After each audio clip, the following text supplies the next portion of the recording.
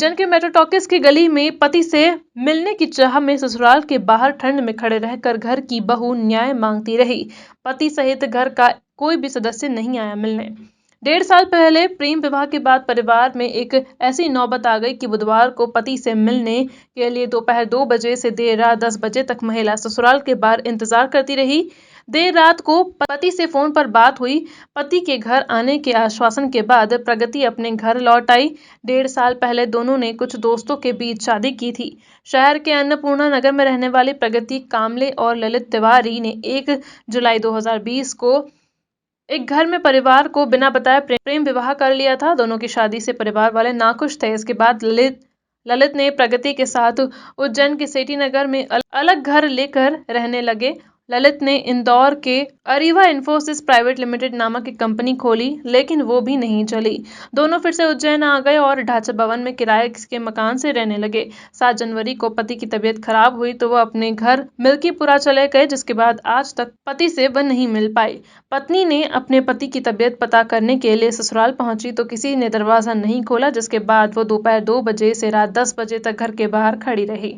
2 या ढाई बजे से खड़ी हूँ दिन के, और मेरा ये प्रॉब्लम है कि मुझे मेरे हस्बैंड से बात करनी है। अभी उनकी तबीयत ख़राब है, बट वो घर के अंदर है, बाहर नहीं आ रहे। इनके घर वाले खिड़की में से झाँक रहे, छत पे से झाँक रहे। मैं यहाँ पर 2 बजे से खड़ी इसी जगह पे खड़ी हूँ, और आके किसी को बुलाया वहाँ पर कि लड़की से क्या बात कर रहे हो, तो उन्होंने बोला कुछ भी बात नहीं करा। तो आगे रह के मुझे बोला कि इस लड़की को हटाओ यहाँ से। तो एक अंकल आके मुझे बोलते हैं यहाँ से जाओ, राज ने बोला है, राज भैया ने बोला है।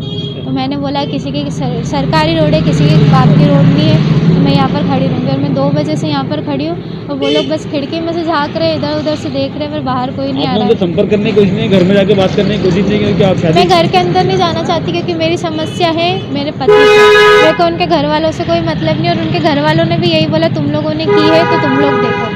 इनके घर वालों ने पहले, मतलब इन्होंने जब मुझसे शादी करी थी उसके 2-3 दिन बाद इनके घर वाले मेरे घर पे आए थे।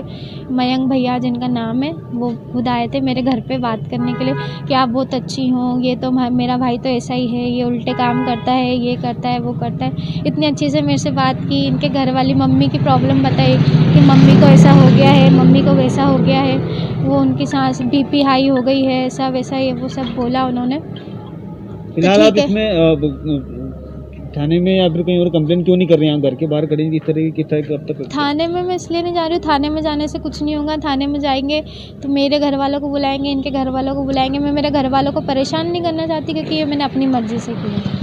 अब इनके घर वाले क्या चाहते हैं क्या नहीं मुझे नहीं पता। मुझे सिर्फ उनसे मतलब है कि वो मुझसे आए, मेरे साथ में रहे, भले ही वो काम करे चाहे नहीं करे। मैं अभी सपोर्ट कर रही हूँ, मैं आगे भी करूँगी जैसा मुझसे। के लोग क्या आपके पति को मिलने नहीं दे रहे हैं आपसे, या फिर और कुछ? नहीं, ऐसा कुछ भी नहीं, मिलने का तो ऐसा कुछ बोला नहीं है। या फिर आपके पति खुद आपसे नहीं मिलना चाह रहे? वो खुद बाहर नहीं आ रहे, क्योंकि उनकी तबीयत खराब है। फ़ोन स्विच ऑफ कर लिया जानबूझ के। इनके मामा ने बोला था कि फ़ोन स्विच ऑफ कर लो। क्या चाहती हैं वो? मैंने इनकी आईडी बनाई थी इंस्टाग्राम पे, क्योंकि ये मुझे हमेशा सोशल मीडिया पे फ़ोटो डालने के लिए मना करते थे।